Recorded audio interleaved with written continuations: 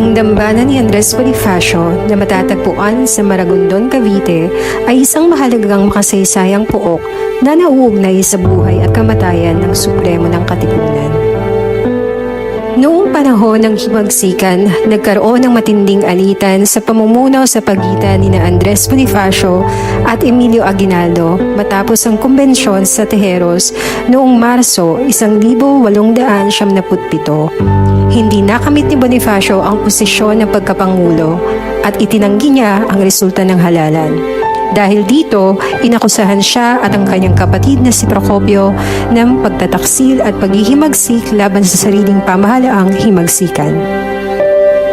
Dumaan sila sa paglilitis at hinatulan ng parusang kamatayan noong Mayo 10, 1897, dinala ang magkakapatid sa paanan ng bundok buntis sa Maragondon, Cavite at doon binaril hanggang sa mamatay. Ito ang eksaktong pook kung saan nakatayo ngayon ang dambana.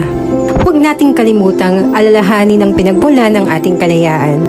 Si Andres Bonifacio, ang ama ng himagsikan, ang nagtatag ng katipunan na unang nagmulat at nagtulak sa sambayanang Pilipino na lumaban sa pananakop.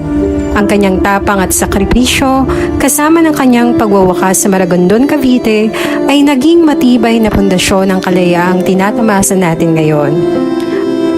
Sa araw na ito, ipagdiwang natin ang ating kalayaan ng may pagpupugay at pagpapahalaga sa kanilang iniwan.